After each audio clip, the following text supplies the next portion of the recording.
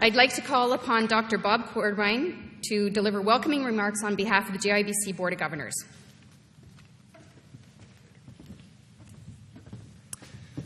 Thank you. On behalf of the Board of Governors of the Justice Institute of British Columbia, I would like to extend a warm welcome to our distinguished guests, our faculty, and our staff, and I offer congratulations to our new graduates, their families, and friends. I'm honored to join you on this very special day. Attending a JIBC convocation is always an uplifting occasion.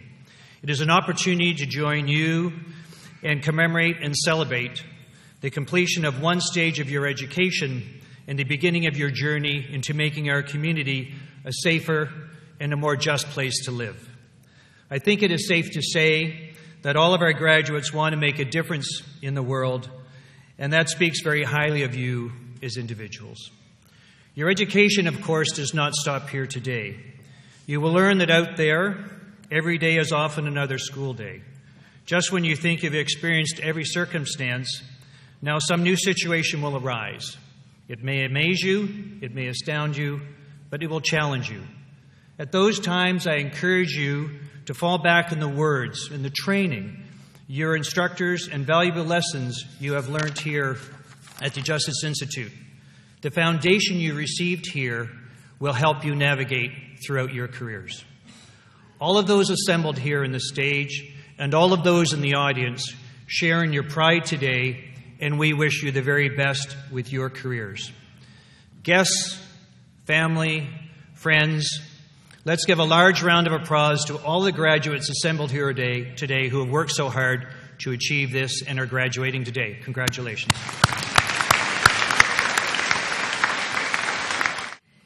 I introduced our president a little earlier, and it is my pleasure to ask Dr. Michelle Tarko to come forward to the podium and address the graduating class.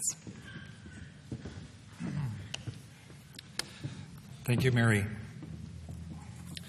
Distinguished colleagues, honored guests, friends, family of our JIBC graduates, it is my pleasure to be here with you to celebrate the academic and the professional achievements you have accomplished here at the Justice Institute of British Columbia. Today we celebrate the achievements of 383 JIBC graduates, and approximately 120 graduands will cross the stage today, who've successfully completed the program requirements in paramedicine, law enforcement, leadership, emergency management, to name a few. Convocation is a milestone that honors all of the time and energy that you have dedicated to develop the knowledge, skills, and competencies you need for rewarding careers in public safety. It is also a valuable opportunity for us all to come together and reflect upon the value and the significance of your education that you have gained while at the JIBC. As some of you know, the JIBC is a unique public post-secondary institute with a mission to develop dynamic justice and public safety professionals throughout applied education, training, and research. Starting this spring, we will be marking JIBC's 40th anniversary as a public post-secondary institution.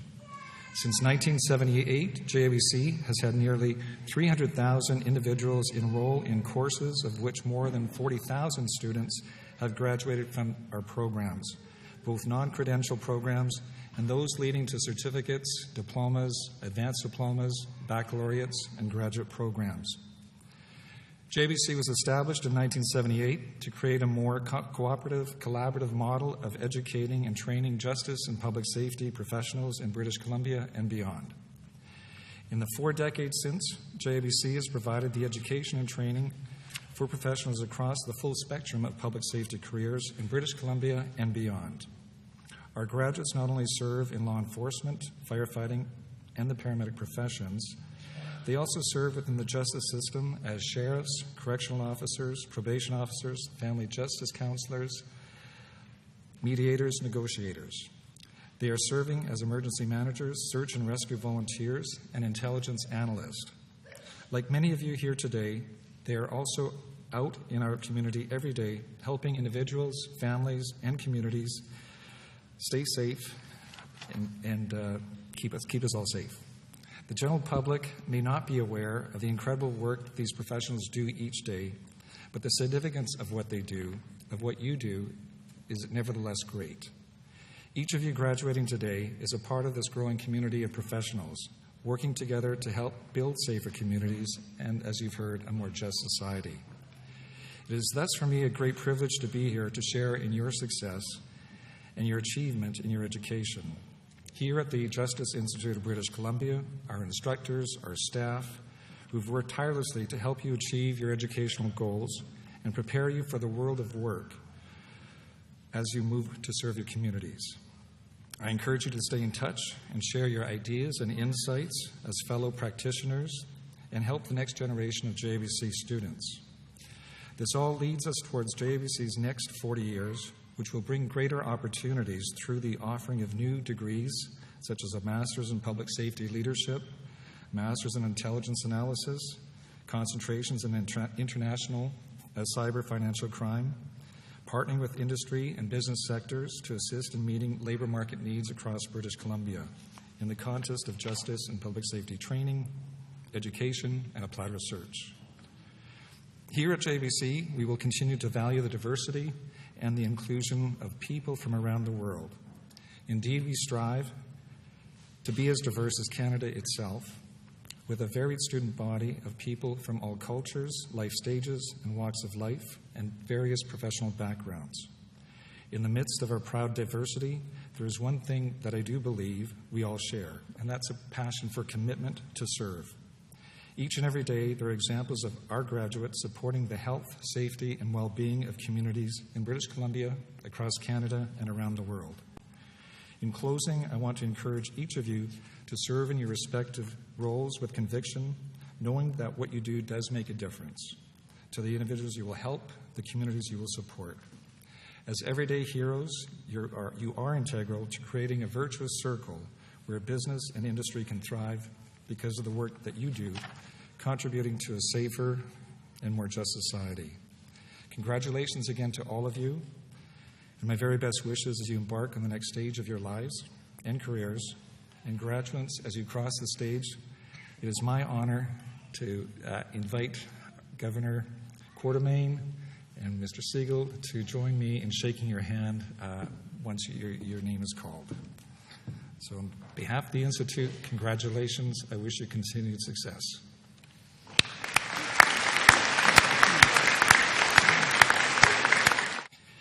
In the lead up to JIBC's 40th anniversary this coming April, it is our privilege to recognize Mr. Lawrence Siegel with an honorary degree for his dedication to community and to philanthropy. In bestowing an honorary degree, the Justice Institute of British Columbia makes an explicit statement to its students and the global community about the qualities of character and accomplishments we respect. In addition to his youth advocacy, we wish in particular to applaud Mr. Siegel for his genuine, unwavering commitment to mental health, being among the first to encourage public conversations on the topic. And now that there is increased awareness of mental health issues among first responders, we are delighted to celebrate Mr. Siegel's for his leadership in helping to reduce the stigma surrounding mental illness and make it easier for those affected to seek help and treatment. Mr. Siegel is president of Kingswood Properties Limited and a director of the Greater Vancouver Board of Trade. His previous honors include a JIBC Foundation Community Leadership Award, the Queen Elizabeth II Diamond Jubilee Medal for Service, the Order of British Columbia, and a Doctor of Letters from Capilano University. In 2017, Mr. Siegel was recognized by the Canadian Centre for Addiction and Mental Health as one of the 150 difference makers across Canada. His current volunteer work includes 14 years as chair of Coast Mental Health Foundation Courage to Come Back Awards. And over the years, he has helped raise in excess of $15 million for that charity. Mr. Siegel is the founding chair of We Charities We Day Vancouver, an international social movement among youth to promote social responsibility and global citizenship. He is also a member of the Simon Fraser's Dean External Advisory Board for the Siegel Graduate School of Business. Today, on behalf of our graduates, JIBC faculty, staff, and the Board of Governors, I would like to express our gratitude to Lawrence Siegel for his commitment to raising awareness and funding to support people struggling with mental health and toward youth empowerment. I would like to now invite Lawrence Siegel to come forward with Governor Quartermaine.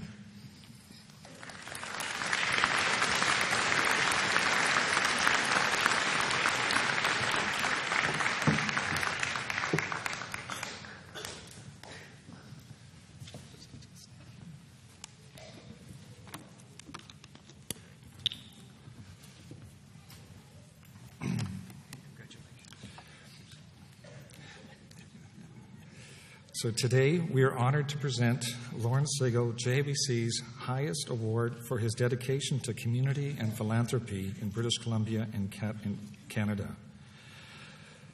Governor Quartermaine, by virtue of the authority vested in me by the College and Institute Act, and in accordance with the recommendation of the Board of Governors of the Justice Institute of British Columbia, I ask that you confer upon Lawrence Siegel the degree of Doctor of Laws, honoris causa, with all of the rights, privileges, and honors here and elsewhere thereto pertaining. Congratulations, Dr. Siegel. Thank you. Dr. Lawrence Siegel will now be hooded by Governor Quartermaine of the JIBC Board of Governors.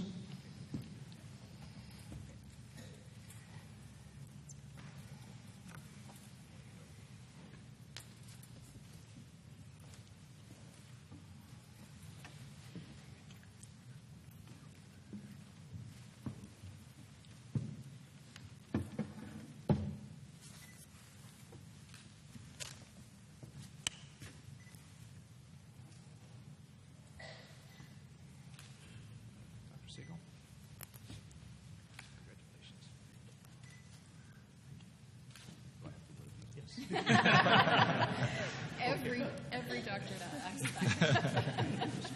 Oh, yeah. How do you do it? Perfect. There you go. Yes. Woo!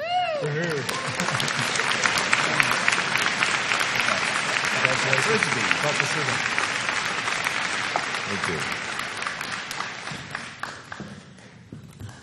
It's a little bit hard on the hair. You know, what a...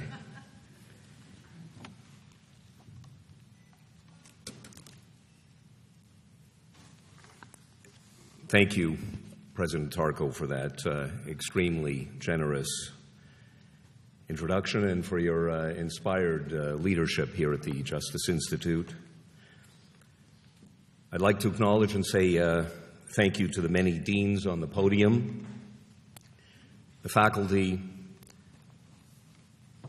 Governor of the board, Bob Quartermaine, who just presented this award to me, the chair of the JIBC Foundation and a longtime friend, Bernie Magnum, Tracy Campbell, the executive director of the foundation who guided me through this process,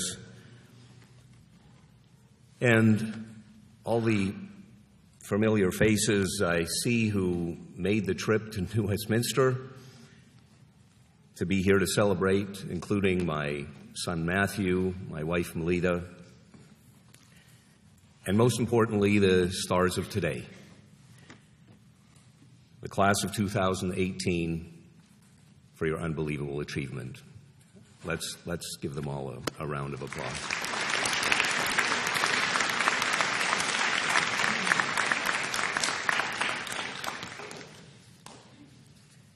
You know, and while I stand here alone at the podium, make no mistake, I would surely not be here if it weren't for my wife, Melita.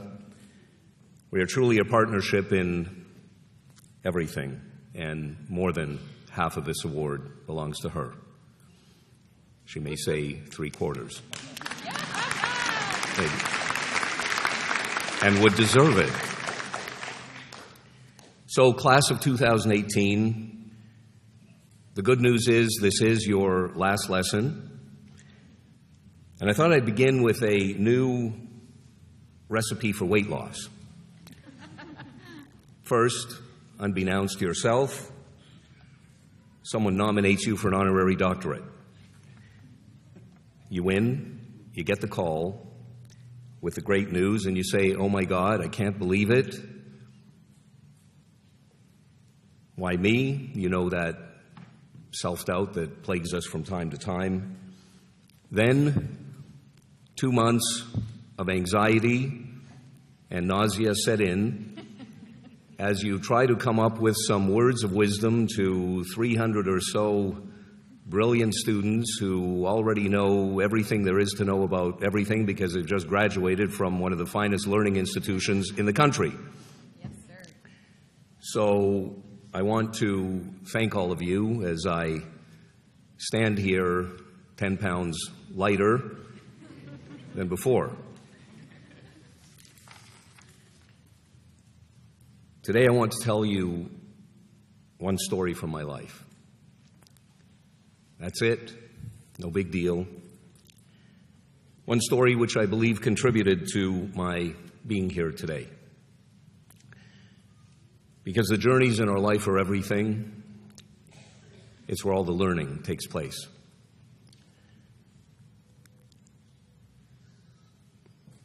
This story revolves around one simple word, a word with the power to convert loneliness into a sense of purpose, a word with medicinal-like properties which can uplift and free the spirit, a word which allows us to discover the gamut of possibilities which exist for us. I'm talking about the power of yes.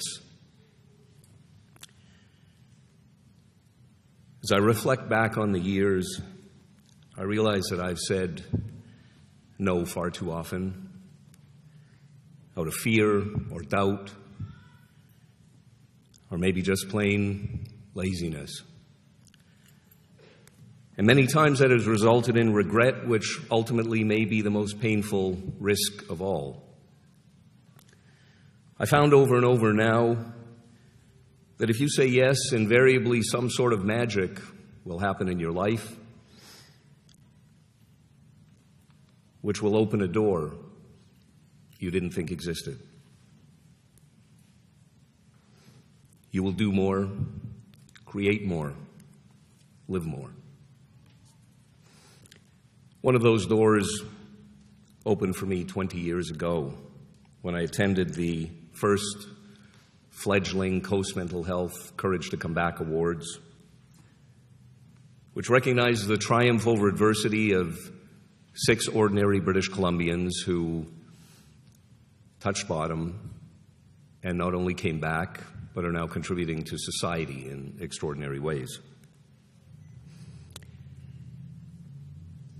It covers all aspects of adversity, but the common thread which ties them all together is mental health. And I remember being tired that evening, and I had a lot to do at work. I wasn't even sure where I was going, but it was on my calendar. I wanted to call and cancel, or worse, just not turn up. But something told me to go. You know, the soft voice at the back of our head that I've come to listen to more often. And when I entered the room of perhaps 200 people at that time, I was immediately struck by the presence of a Kleenex box in the middle of the table. And I'd been to many events, but I hadn't witnessed that before.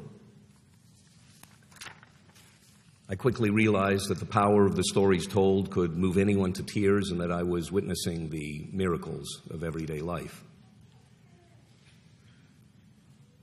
I left truly inspired and uplifted in a way that I'd never felt, and I said to myself, if I feel this way, I know others will too.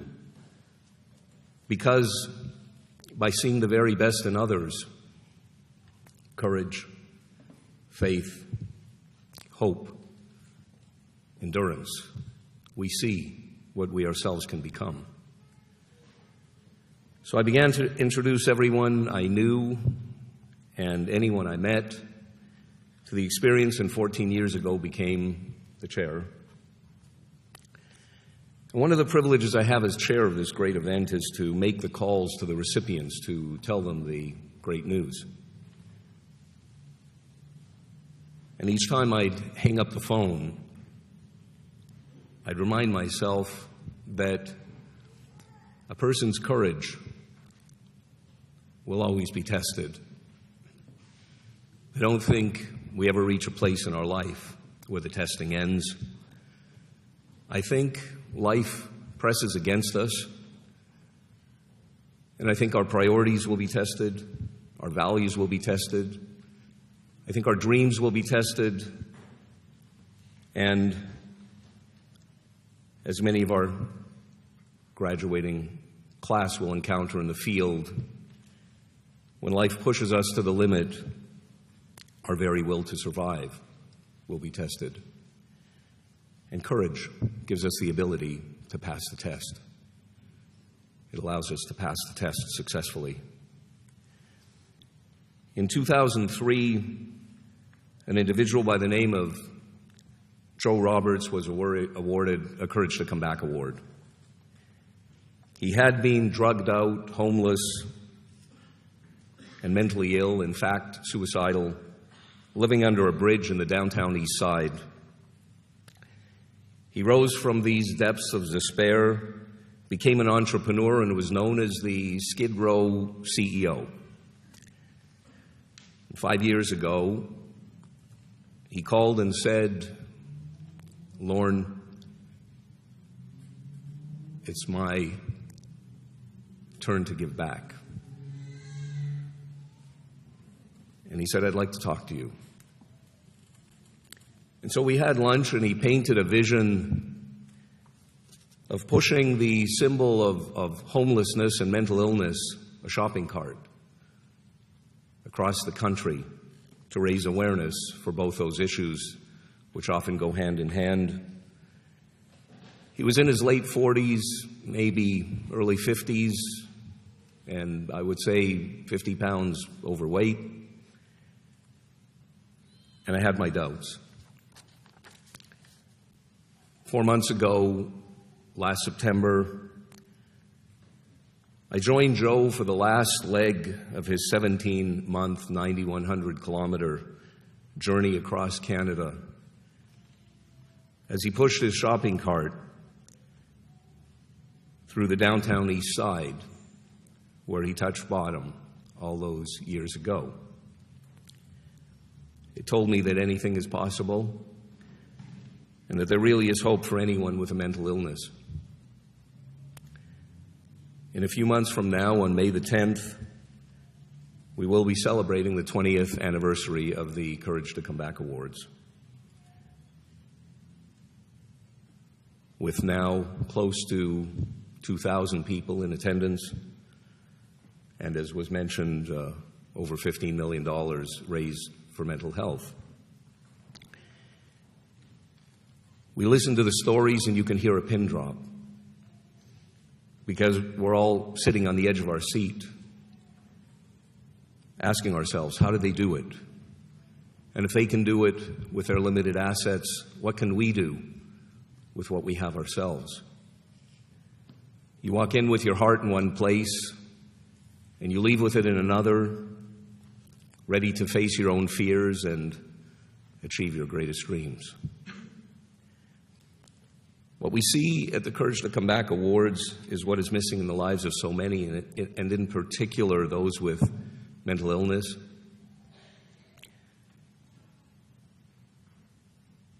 And that is hope. Hope that tomorrow will be a better day, that it is possible to live a meaningful and productive life despite the demons which often come back to haunt us. We see that we all have problems and they're very real, but how we deal with them is what distinguishes each of us from one another. Each of you will face some adversity in the years ahead. That comes with the admission ticket to life. But I've learned through the Courage to Come Back Awards that the very best thing we can do for our own happiness and for the good of those around us is to push through every difficulty, no matter how painful. graduates of 2018, I want you to know that we need institutions like the Justice Institute and graduates like yourselves to build a better world, a world of peace, of human brotherhood, and understanding amongst peoples. And as you move forward in the JI's spirit of a just society,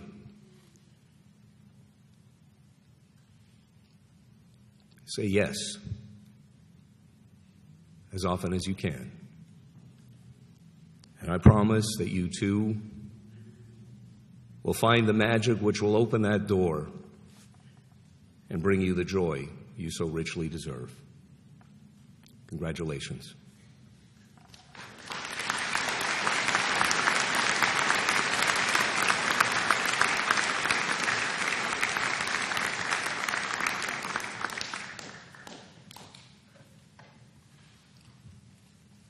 Now what?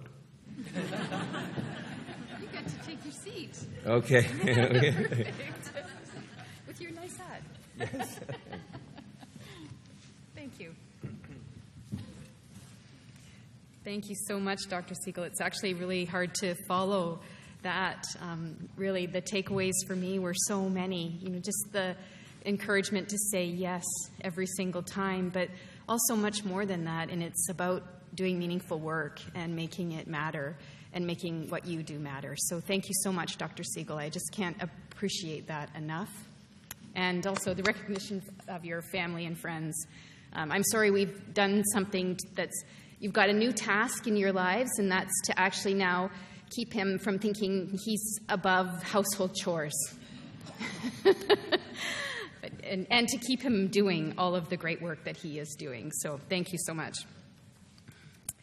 We come to a time which is also a bit of a pleasure in the ceremony when we get to hear from our student speakers. Today, my hardest task of the actual evening, or this event, is to say this name correctly. I hope I do okay. It is my pleasure to introduce Lida Stanichko as this year's representative from the School of Health, Community, and Social Justice. Yes, good. Our student speaker today is best described as a lifelong learner. She's a leader at the University of Calgary, where she has also completed a Bachelor of Arts degree in International Relations, a Master's of Education degree in Post-Secondary Leadership, and is now preparing for the candidacy exam of her doctoral studies, also in Post-Secondary Leadership. Here at the Justice Institute of British Columbia today, she's receiving a certificate in conflict resolution with a specialization in mediation, third-party intervention. In her free time, she volunteers for the Canadian International Women's Association, mentoring professional immigrant women as they integrate into new Canadian professional lives.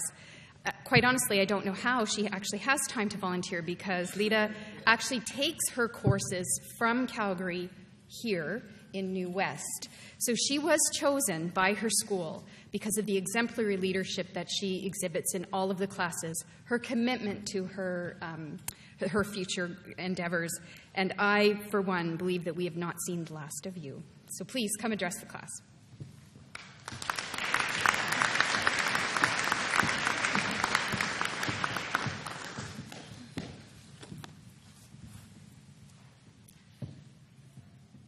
Good afternoon, Mr. President, board members, faculty and staff, family and friends, and graduating class of 2018.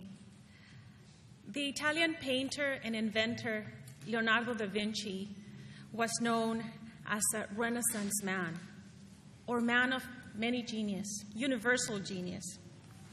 He said, "It had long since come to my attention that people of accomplishment rarely sat back and let things happen to them. They went out and happened to things."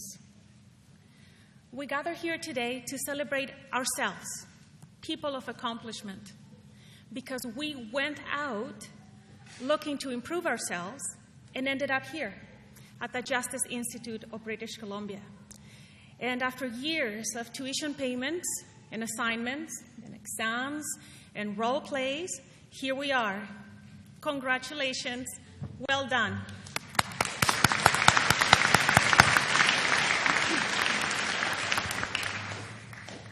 Like many of you, I am an immigrant woman. I am also a success story.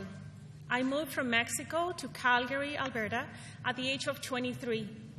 I was looking for adventure and perhaps a new way of life. At that young age, moving to Canada, the very thought of it was extremely intimidating to me. I had to understand and follow a complicated immigration process, produce the money required for this move, and then leave behind everything and everyone I know, all in search of something unknown. And remember, this was before the days of Google. I hadn't even seen a picture of Calgary. I would face loneliness, uncertainty, and I would have to get used to living outside of my comfort zone, literally, and for a long time. I was lucky because moving was my choice. Nobody forced me. In fact, many people tried to stop me. And I was afraid. There's no question. But I did not allow this fear to become yet another obstacle. I used it to nourish my spirit and to summon that courage, determination, and strength to take the biggest leap of faith of my life. Like Da Vinci and like Dr. Siegel, I said yes, and I went out and happened to things. That was 21 years ago. Don't do the math. And here I am, enjoying life in this beautiful, free, and inclusive Canadian society. And it keeps presenting me with opportunity after opportunity. And let me assure you, I have been intimidated many times since that day I landed in Calgary. Every time I've pursued a promotion at work, and I get it, I wonder, is this it? Is this the one move where I finally fail? But I do it anyway. As many of you know, completing an undergraduate degree is difficult. There's 40 courses involved. And as a divorced mother working full-time and with many other commitments, the thought of that was daunting. But I said yes, and I did it anyway. Then a master's degree, now a PhD. Like you, I keep happening to life. And the funny thing is that eventually, and without me even knowing it, that fear transformed into confidence and that power of knowing that I can. Whatever it is, I know I can. Like Da Vinci and Dr. Siegel, I also have many passions, and I try to seize all opportunities available to me. The Justice Institute of British Columbia offers programming in Calgary in a flexible and accessible format. So I asked myself, why not? I'm completing today a certificate in conflict resolution with a specialization in mediation. And again, it was sometimes, actually every single time, hard to take time away from my work and other responsibilities to attend the sessions. But I did it anyway, because I can. Completing the program with the Institute was truly a transformational experience, one of a kind. Our classes were beautifully diverse, with students from all ages and walks of life. We had very young ones right out of high school, and others who were already preparing for retirement careers as mediators and coaches. And of course, we had everyone in between. I remember entrepreneurs, judges, academics, lawyers, teachers, public servants, union leaders, social workers, and physicians from the public, private, and nonprofit sectors. Our class discussions were very rich precisely because we brought with us our very unique passions and interests. We had all gone out and happen to things. And when the opportunity presented itself, we had all said, yes, because I can. We understood the value of our program because we wanted to be better people. And we also knew that we can make this world a better place. Da Vinci had many interests. He liked painting, sculpting, architecture, science, music, history, astronomy. How did he do it all? He said, every now and then, go away. Have a little relaxation. For when you come back to your work, your judgment will be sure. Since to remain constantly at work will cause you to lose power of judgment. He continues, go some distance away, because work appears smaller, and more of it can be taken in at a glance, and a lack of harmony or proportion is more readily seen. So, as you collect your parchment today, I invite you to take a moment to breathe. You can do this. And before you go out and happen to more things, take some time and enjoy this accomplishment. Have a little relaxation. And if you can, gain some perspective by doing some travel.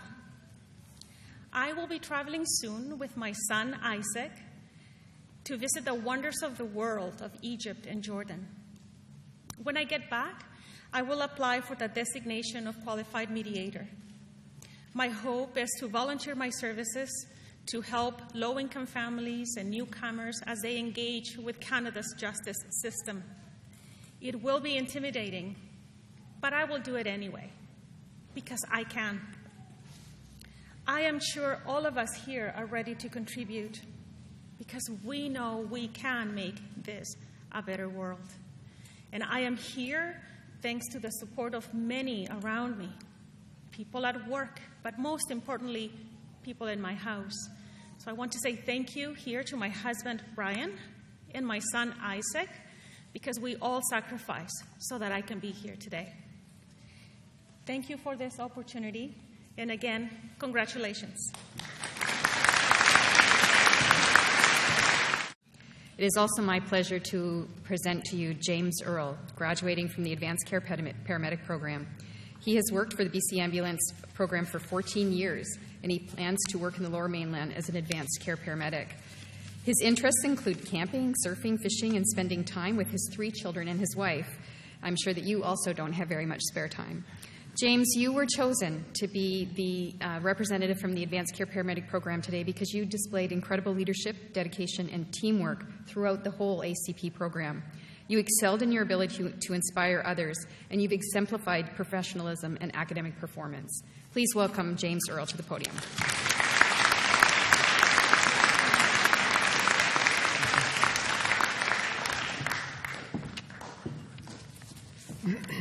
Sorry, I got a bit of a cold. I feel a little bit out of place. Somebody made a mistake and they haven't caught on yet, but I'll keep going here. So hello, everybody. As mentioned, my name is Jim Earle. I'm a graduate of the Advanced Care Paramedic Program. I've been asked by the Justice Institute to speak today on behalf of the graduates of the Paramedic Academy programs. I see my colleagues here, the primary care paramedics graduates. Where are you guys located? In amongst here as well? Okay, so I promised my wife I wouldn't mumble, which isn't easy for me, so I'll try my hardest. So in the original draft of this speech, I wanted to address all the individuals that contributed to the success of my cohort, Stephen, Leon, and Jody in the back I can see, and Sue as well. I'll get to you later, Sue. But I quickly realized that addressing each person independently just was not feasible. There's so many people that put in countless hours to the development, organization, and implementation of the Advanced Care Paramedic Program. So instead, just on behalf of my entire cohort, I'd like to extend my sincerest thank you to all the administrative and supportive staff the faculty, preceptors, and clinicians in both the New West and Kelowna campuses. It's your hard work and dedication to the program that made our accomplishments possible. Now, I would, however, like to take a minute to thank a few individuals separately that went above and beyond to ensure we had all the tools in place to succeed. So first of all, John Fournier, the Admiral, fellow student who took on the role of class president. John did an amazing job of keeping the communication between our cohort and the JI faculty active and efficient. He put in extra hours beyond our already heavy workload in the interest of his classmates, despite having a toddler and a brand new baby at home. Next, I'd like to thank Sue Nielsen. Sue, who was our rock through the program. Her hard work and genuine desire for us to succeed was both reassuring and inspiring. Every few weeks, Sue would pop by the classroom, ask how things were going. We'd unload a laundry list of things requiring attention, and she'd have them solved by the end of the week. Finally, Andrew Mills. So Andrew was our sessional instructor, our Block 2 co-lead, and our Block 3 lead instructor. Andrew was fundamental to our success. Along with the leadership team at the JI, he worked tirelessly revamping and implementing much-needed organization and change to the ACP program. Andrew's hard work and dedication to my cohort and I instilled an inner motivation and desire to not let him down. He will always be thought of as a mentor and a leader. Next, to our family and friends. It's not lost on us that the past 2 years were a commitment full of sacrifices for not just us, but for you also. And whether it be our parents allowing their 39-year-old son, pregnant wife, and 2 small children to live in their basement suite for 3 years, or our supportive husbands and wives keeping the ship afloat as we wrote another paper, studied, or practiced simulations. Whatever our personal situations, I know most, if not all, of my classmates depended heavily on their loved ones during the program. Your support helped us immensely in our success, and we'll be forever grateful. Now, in a strange way, I was talking about this earlier, thinking back to the beginning of this journey, it feels like a long time ago. I can also remember it like it was yesterday. I remember on our very first day, I met John and Megan in the library, and we had an awkward conversation about what we thought the next few years may have in store for us. See, we'd all been made well aware of the heavy workload and stress that comes along with the program. During our time here, a major evolution to the vision, curriculum, and delivery of the program occurred.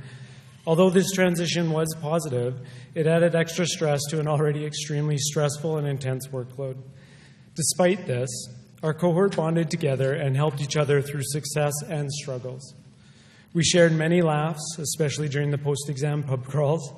We learned a lot about each other. Jason has an impressive ability to fall asleep standing, which is matched by his cookie baking ability. John's favorite pastime is communicating, and he doesn't require communication back. Ben has an uncanny ability to arrive to school 30 seconds before class starts. Nevertheless, what I learned most about my fellow classmates is that we all share a passion for paramedicine. This group of individuals is intelligent, hardworking, committed, and supportive. These attributes make me fortunate to call you classmates, and I'm proud of all of our accomplishments. Our time and hard work spent here together at the JI will serve as our foundation as we embark on our advanced care paramedic careers, and I look forward to working with you all in the future. Now, finally, to the primary care paramedic graduates, congratulations and welcome to the profession. You're about to begin a very challenging, stressful, dynamic, and highly rewarding career. You'll soon be working out on the streets independently in whatever community you get hired, treating and transporting patients to the hospital. None of these patients or their family members will remember if you differentiated their chest pain appropriately or if you initiated an IV in a timely fashion. They will, however, remember what you said, how you made them feel, if you were empathetic, and how you conducted yourself. Keep this in mind and use it to shape your practice going forward. As I mentioned previously to my cohort, your foundation has been laid with your hard work here at the JI. As you head out into the communities in which you get hired, continue your hard work and studies. Be curious, ask questions, and learn from your colleagues, other emergency service workers, nurses, doctors, and patients. Paramedicine really is a profession that lends itself to lifelong learning. You're all starting your careers at a prosperous time with a surplus of opportunities in British Columbia, whether it's positions in the communication centers throughout the province, the education departments, community paramedicine, advanced care paramedicine, or critical care. Your opportunities are many. Diversity, I feel, is a key to sustainability and happiness in this field, so take advantage of it. I wish you all luck, and again, congratulations. Thank you. I will now ask Governor Quartermain and President Tarko to confer the degrees, diplomas, and certificates. Would members of the graduating class please rise?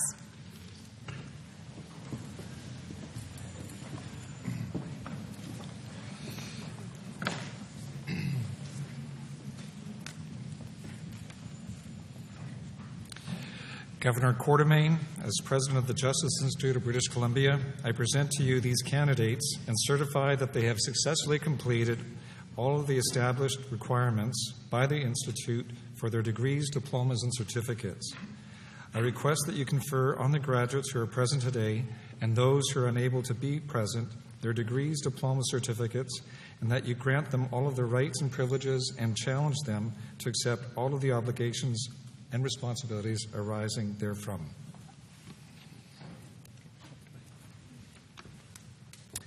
As Chair Designate of the Board of Governors of the Justice Institute of British Columbia, by authority of the powers vested in me, I hereby confer upon you the degrees, diplomas, and certificates to which you have demonstrated your entitlement to the satisfaction of the Board with such title, honor, duties, rights, and privileges are proper to them.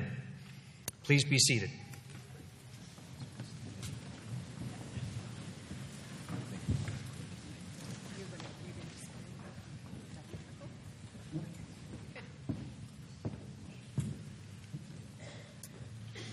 Well, graduates, this is the time that you've been waiting for. Your respective deans will read your names, and we ask you to please pause briefly at the front of the stage as you get your photo taken, and then continue to cross the stage to meet the board members, the president, and our honorary degree recipient. They were most anxious to congratulate you in person. Family and friends, we do have a professional photographer taking photos, but we also invite you to take photos as you like. We believe that the best spot for you to take those photos is over to the left as your graduate is kind of coming across the stage. But feel free to move around when you see your graduate just about to cross the stage.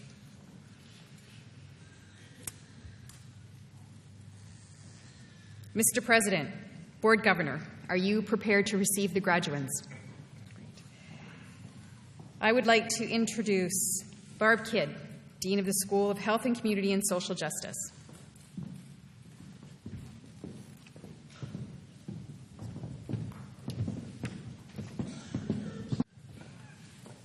Good afternoon, everyone. It's my pleasure to introduce to you the graduates from the School of Health, Community, and Social Justice.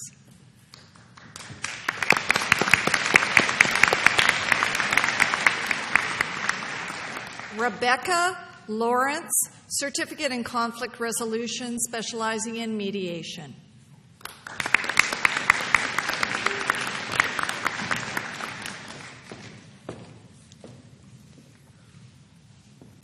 Also with Certificate in Conflict Resolution Mediation, Dixon Alam Adong.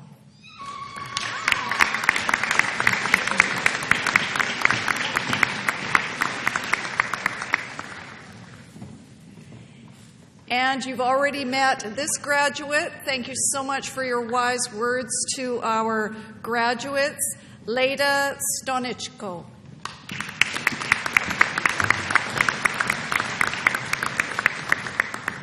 Certificate in Conflict Resolution, specializing in negotiation, Francis Gorman.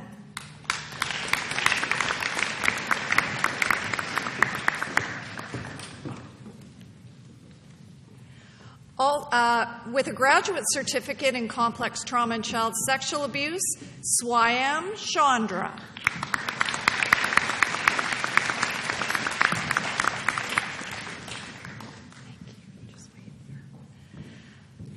it is my distinct pleasure to congratulate this graduate, Malcolm Stewart, who is graduating with 2 credentials, a certificate in Aboriginal leadership and in the Justice and Public Safety Career Preparatory Certificate. Congratulations, Malcolm.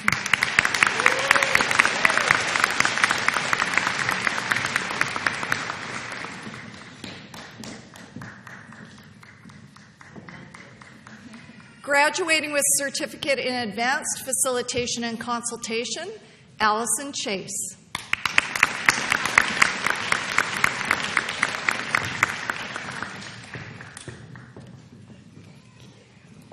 Graduating with Community Care Licensing Officer and Advanced Specialty Certificate, Kathy Basaraba.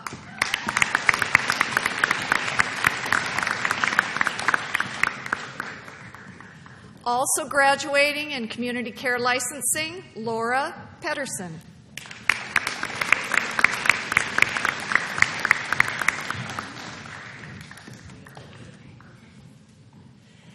Graduating from the Advanced Care Paramedic Program, Sabina Beckler.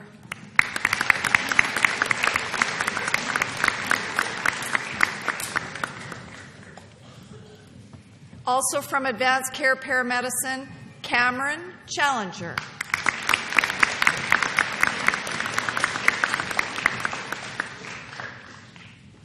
Also from ACP, Jason Chu.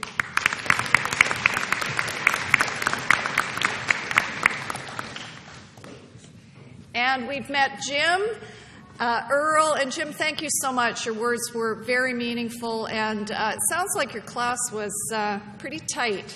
Congratulations.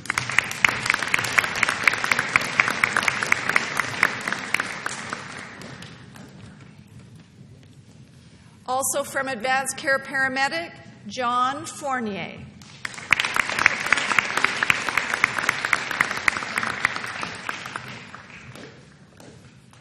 From Advanced Care Paramedic, Rio Iwachi Paradas.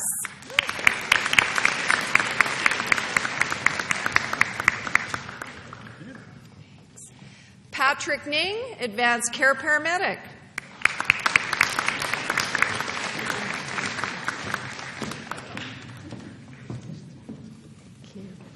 Megan Rory, Advanced Care Paramedic.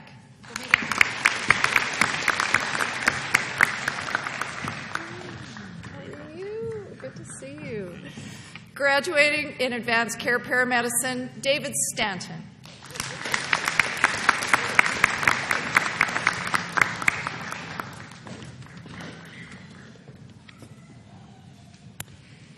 The next graduates will be from the Primary Care Paramedic Program, Irvin James Amancio.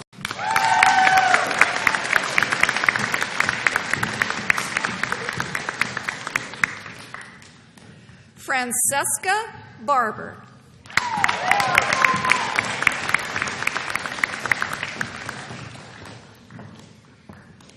Kai Boychin.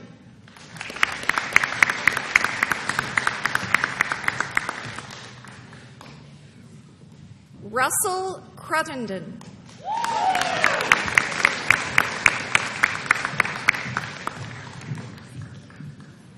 Tia Dickey.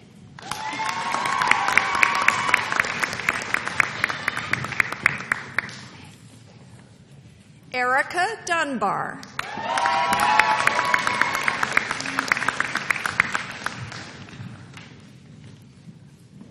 Jackie Huak.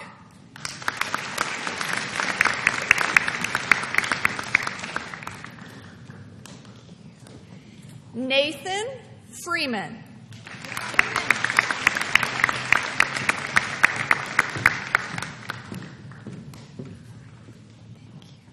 Jackie Lynn Giesbrick.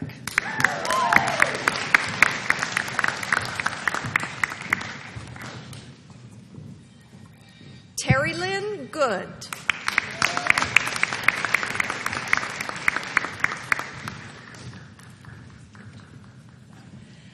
Oh dear. Okay. France Cohen-Hoven.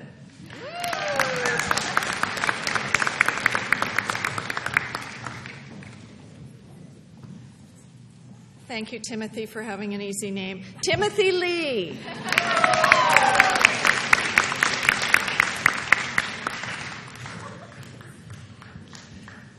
Fraser Meyer.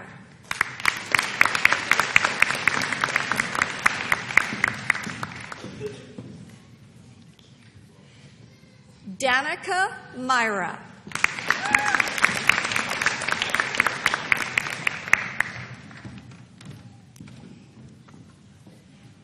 Eric Ning.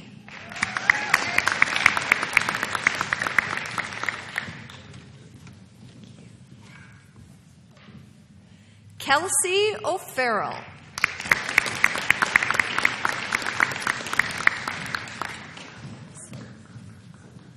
Shelley O'Rourke.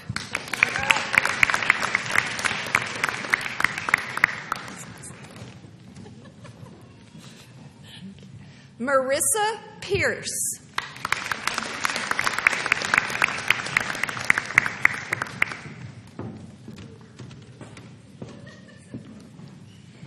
Amber Pearson.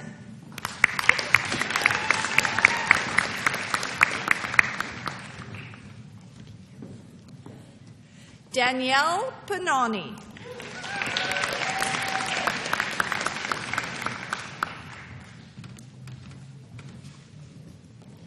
Sean Price.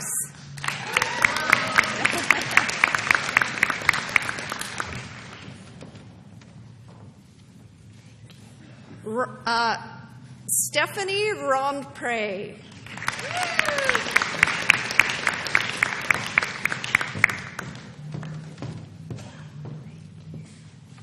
Jasmine Second.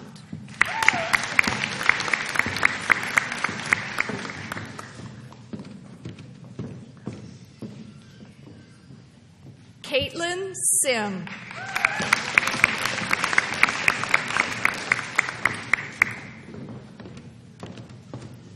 Sorry about my name. Don't apologize for your name. Trinity Smetanyuk. Smetanyuk. Trinity Smetanyuk.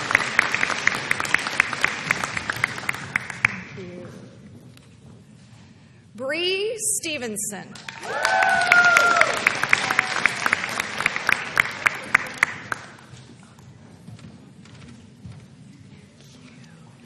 Jordan Strain.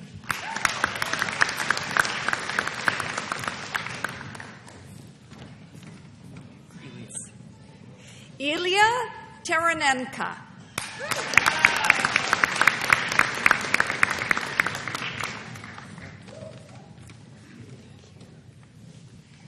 Chris Terpenning.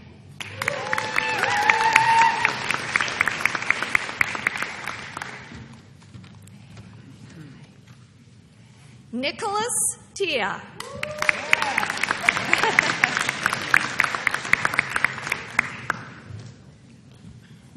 Cody Tibbetts.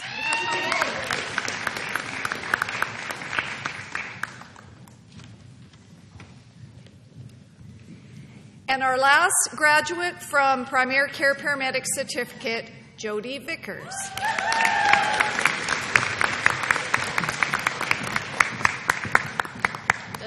I'll just pause for a minute if our student speakers want to join us back up on stage.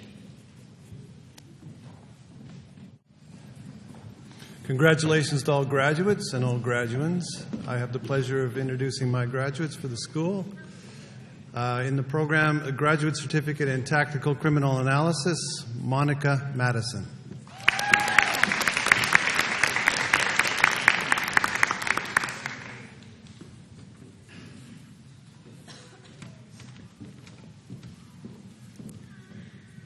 And the following students in the Justice and Public Safety Career Preparatory Certificate, Courtney Age-Kute.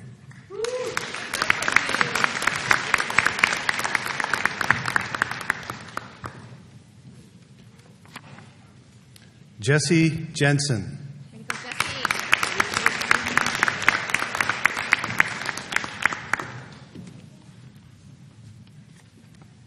Dylan Long-Peter.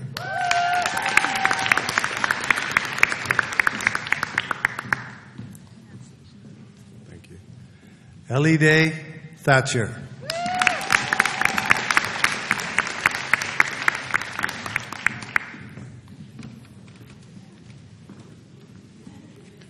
In the following students from the Law Enforcement Studies Diploma, Muhammad Ahmed.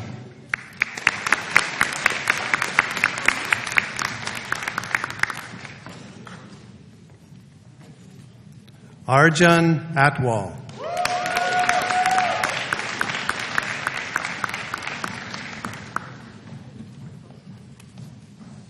Harpreet Bandal.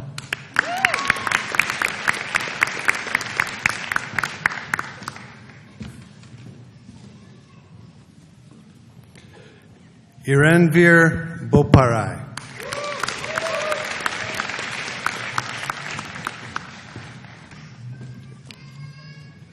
Martin Brillante.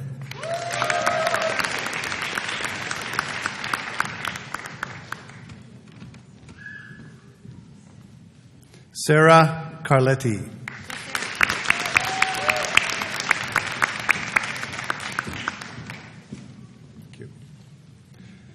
Young Ho Cha.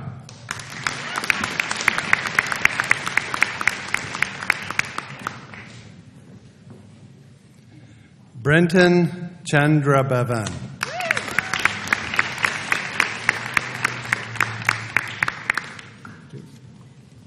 Jack Chi.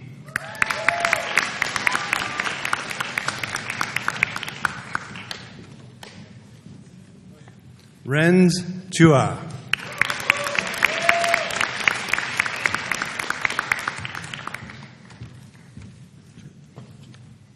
Devin Clark.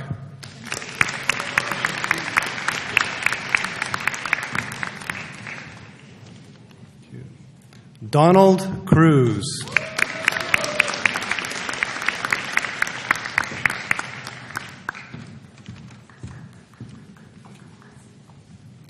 Sukhpreet Dhaliwal.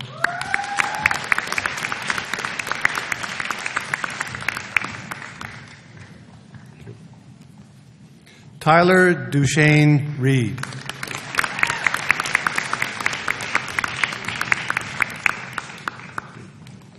Warwick Dunbar.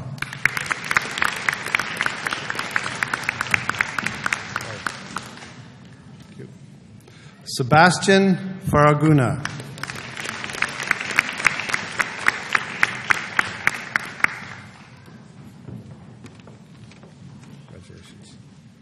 Nicholas Fisher.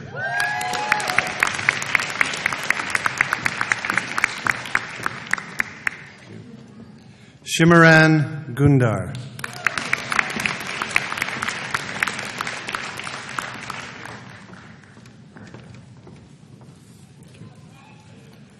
Braden Gurney.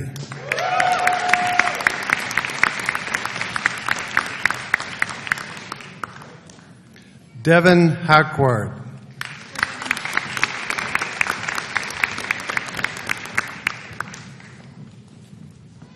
Waleed Hassan.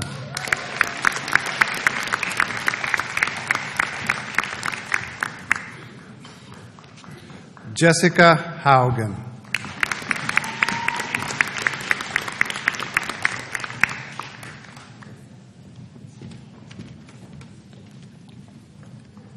Jonas Hill.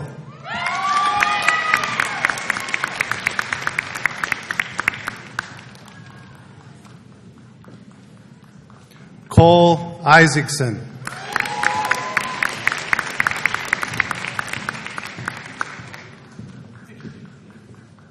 Heidi Kiney.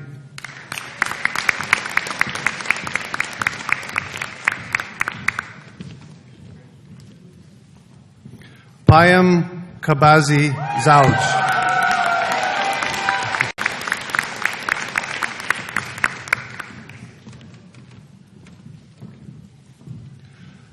Mashan Khan.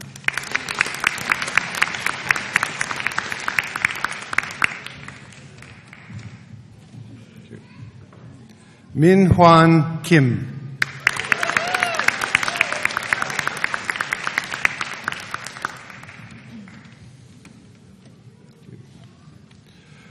Prabjab Singh Kohli.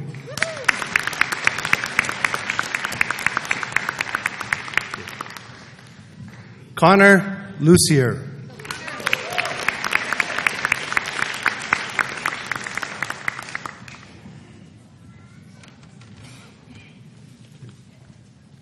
Alexander Marginson.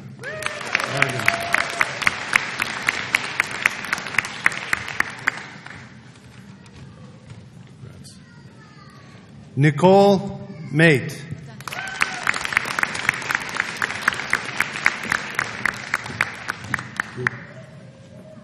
Hannah McKenzie.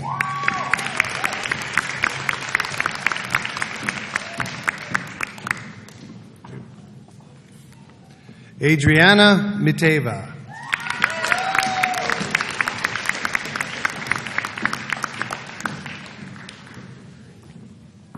Jasmeet Mudar.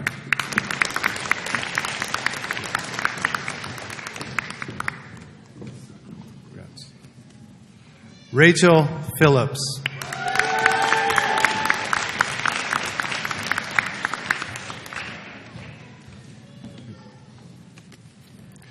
Kai Randawa.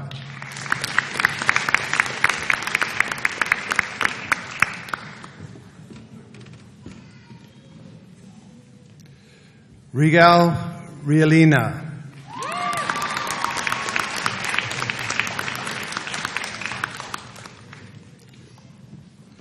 Kulwinder Sidhu.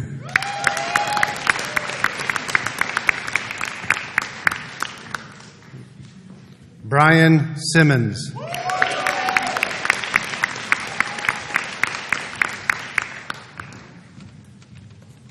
Congratulations.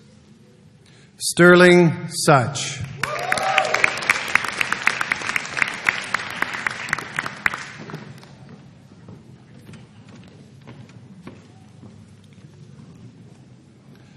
Alexandra Vina.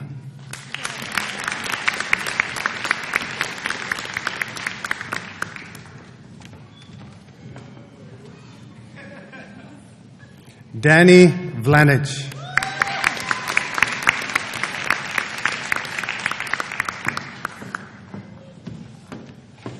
Congratulations. Caitlin York.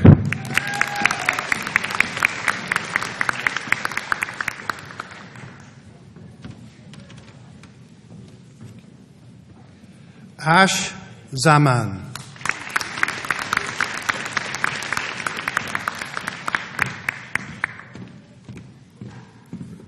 Okay, thank you. Cassandra Ziba.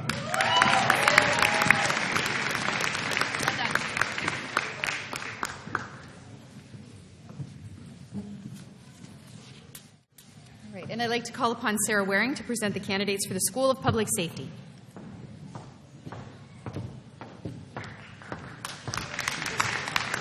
Good afternoon and congratulations to all of our graduates.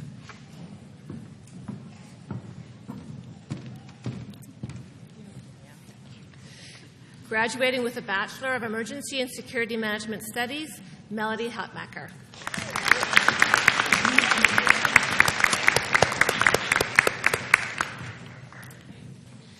Graduating with a Bachelor of Public Safety Administration, our Fire Commissioner here in British Columbia, Gordon Anderson. Congratulations, Commissioner.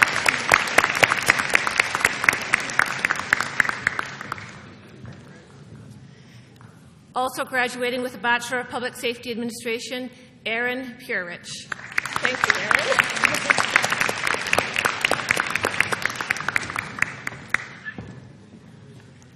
Graduating with an Emergency Management Certificate, William Sims.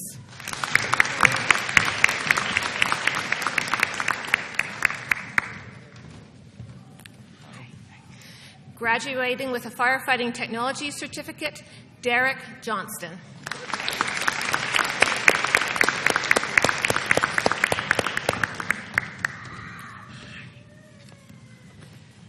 Graduating with a Fire Officer Certificate, Michael Owens.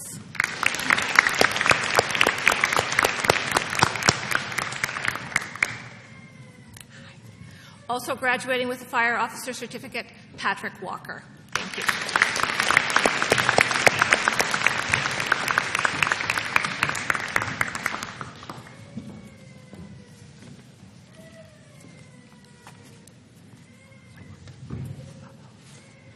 Bob Hall.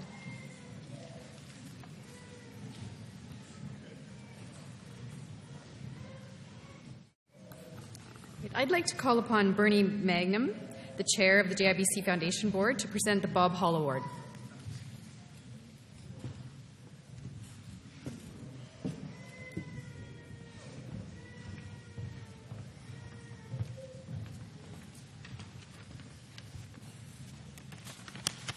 Thank you, Mary. Envelopes are not made to be friendly to speakers, I can tell you that. Before I say my few remarks, I just want to recognize two directors of the JIBC Foundation who are in the audience today, Dan Whittle and Fire Chief Stephen Gamble. Thank you for coming out today.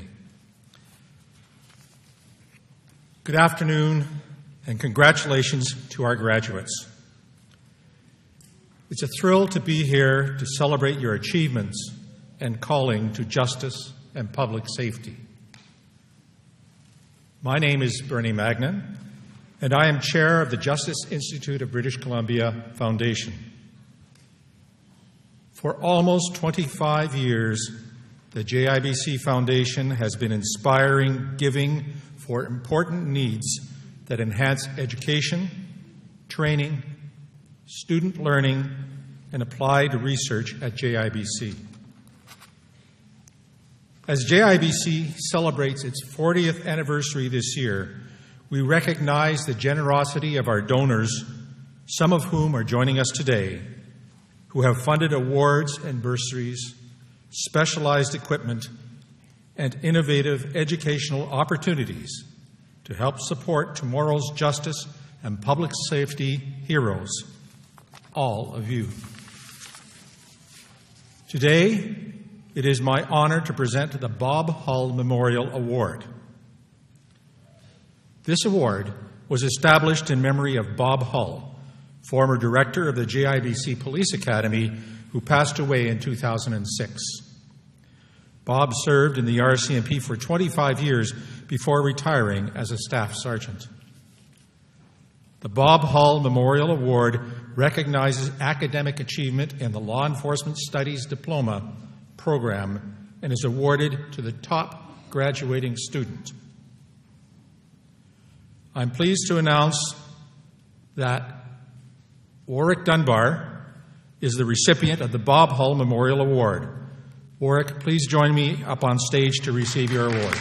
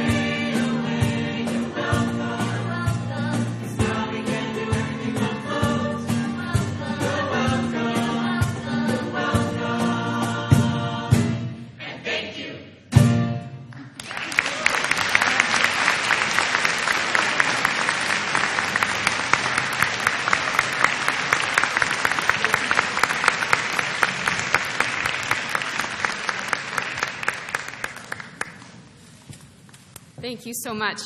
Not only does a remarkable sound come from the group of you, you also look like you just have such a good time.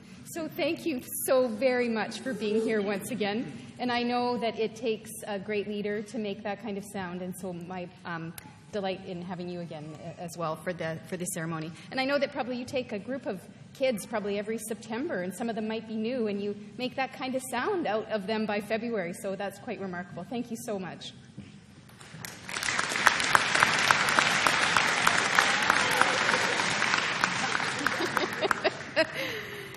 Well, congratulations, graduates. Our ceremony is almost complete, but I would be remiss if I did not recognize and thank a number of people who have made this ceremony possible. To Lila Orr, to Ranjit Johal and Lucy Jong, Liz Verhoeven, Wanda Chow, and Mildred Heralta, Gail Makowski, Amanda, and for all of the volunteers that give countless hours to make this possible. Thank you to the cafeteria for the delightful reception that will immediately follow, to the deans and school reps who ensure that all of the information is passed along to my office. Finally, to the many volunteers who have given up their afternoon to be part of the day. My most sincere thank you. And to IT, who has made the webcast possible and keeps our sound going. So thank you so much. Oh, they're shaking their heads. We're talking after, I guess. My thanks to the St. Thomas More Collegiate Choir, directed by Johnson Louis, who has been able to perform for your enjoyment at the start of the ceremony, and as you've just heard.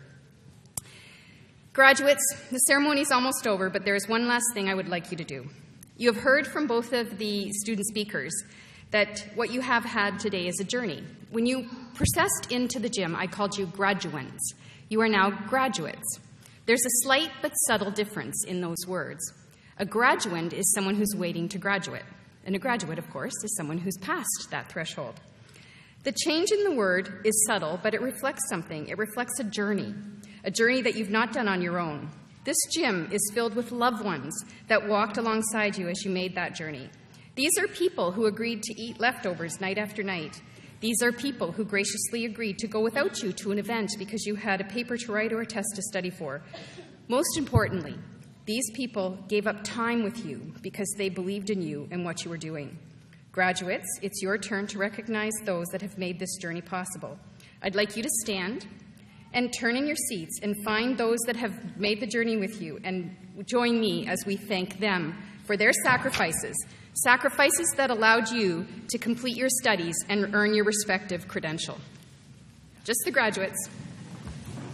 You get to wave and say, thank you so much, my family.